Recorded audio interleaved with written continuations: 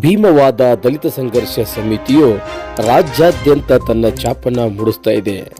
ರಾಜ್ಯ ಸಂಚಾಲಕರಾಗಿರ್ತಕ್ಕಂಥ BN ವೆಂಕಟೇಶ್ ಅವರ ನೇತೃತ್ವದಲ್ಲಿ ಅನೇಕ ಗ್ರಾಮ ಶಾಖೆಗಳನ್ನು, ಜಿಲ್ಲಾ ಶಾಖೆಗಳನ್ನು, ತಾಲೂಕಾ ಶಾಖೆಗಳನ್ನು ಮಾಡ್ತಾ ಹೊರಟಿದೆ. ಇದೀಗ ತಾನೇ ಕೋಲಾರ ಜಿಲ್ಲೆಯ ನೂತನ ಪದಾಧಿಕಾರಿಗಳ ಆಯ್ಕೆ ಕಾರ್ಯಕ್ರಮ ನಡೆಯಿತು. ನಗರದ ಅಂಬೇಡ್ಕರ್ ಪಾರ್ಕ್ನಲ್ಲಿ ಭೀಮವಾದ ದಲಿತ ಸಂಘರ್ಷ ಸಮಿತಿ ರಾಜ್ಯ ಸಂಚಾಲಕರಾದ BN ವೆಂಕಟೇಶ್ ಅವರ ನೇತೃತ್ವದಲ್ಲಿ ಸಭೆ ಸೇರಿಸಿ ಚರ್ಚೆ ಮಾಡಿ ಕೋಲಾರ ಜಿಲ್ಲಾ ಸಮಿತಿಗೆ ನೂತನ ಪದಾಧಿಕಾರಿಗಳನ್ನು ಒಮ್ಮತದಿಂದ ಆಯ್ಕೆ ಮಾಡಲಾಯಿತು. ಈ ಸಭೆಯಲ್ಲಿ ರಾಜ್ಯ ಮಹಿಳಾ ಸಂಘಟನಾ ಸಂಚಾಲಕಿ ಕೋಲಾರ ಉಸ್ತುವಾರಿ ಸಾವಿತ್ರಮ್ಮ, ರಾಜ್ಯ ಸಂಘಟನಾ ಸಂಚಾಲಕರಾದ ಕೆ. ಕುಮಾರ್, ಬೆಂಗಳೂರು ನಗರ ಸಂಚಾಲಕರಾದ ಎಸ್. ಬಾಬು, ಎಂ. ಮಂಜುನಾಥ್, ಗ್ರಾಮಾಂತರ ಜಿಲ್ಲಾ ಸಂಚಾಲಕರು ಭಾಗವಹಿಸಿದ್ದರು. ಪದಾಧಿಕಾರಿಗಳ ಆಯ್ಕೆ: ಕೋಲಾರ ಜಿಲ್ಲಾ ಸಂಚಾಲಕರಾಗಿ ಬ್ಯಾಡಿಬೆಲೆ ಸಾಕಪ್ಪ ಹಾಗೂ ಸಂಘಟನಾ ಸಂಚಾಲಕರಾಗಿ ನಾರಾಯಣ ಸ್ವಾಮಿ KM, ಶ್ರೀನಿವಾಸ್ M, ನಾಗರಾಜು ವೆಂಕಟೇಶ್, ಪುರುಷೋತ್ತಮ್ ಶ್ರೀನಿವಾಸ್ ರವರನ್ನು ಮತ್ತು ಕೋಲಾರ ತಾಲೂಕಾ ಸಮಿತಿ ಸಂಚಾಲಕರಾಗಿ BM ಈಶ್ವರಪ್ಪ ಅವರನ್ನು ಆಯ್ಕೆ ಮಾಡಲಾಯಿತು.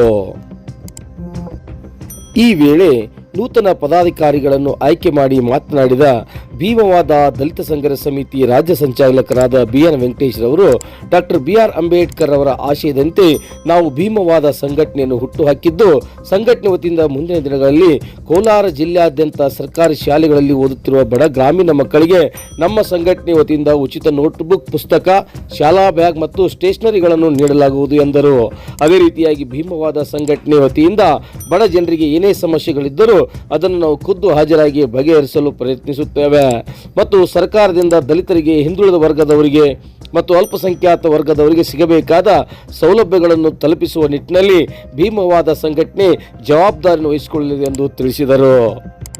ನಂತರ ಮಾತನಾಡಿದ ಕೋಲಾರ ಜಿಲ್ಲಾ ಸಂಚಾಲಕರಾದ ಬ್ಯಾಡಿಬೆಲೆ ಸಾಕಪ್ಪನವರು, ನಮ್ಮ ಪರಿಶಿಷ್ಟ ಜಾತಿ ಮತ್ತು ಪಂಗಡದ ಜನಾಂಗಕ್ಕೆ ಸಮಾಜ ಕಲ್ಯಾಣ ಇಲಾಖೆ ಮತ್ತು ಅಂಬೇಡ್ಕರ್ ಅಭಿವೃದ್ಧಿ ನಿಗಮದಿಂದ ಸಿಗಬೇಕಾದ ಸೌಲಭ್ಯಗಳು ಸಿಗುತ್ತಿಲ್ಲ. ಸರ್ಕಾರಗಳು ಪರಿಶಿಷ್ಟ ಜಾತಿ ಮತ್ತು ಪರಿಶಿಷ್ಟ ಪಂಗಡದವರಿಗೆ ಆರ್ಥಿಕವಾಗಿ ಅಭಿವೃದ್ಧಿ ಹೊಂದಲು ಉಚಿತ ಸೌಲಭ್ಯಗಳನ್ನು ಒದಗಿಸಿಕೊಡಬೇಕೆಂದು ಮನವಿ ಮಾಡಿದರು. ಸಂಘರ್ಷ ನ್ಯೂಸ್, ಕರ್ನಾಟಕ.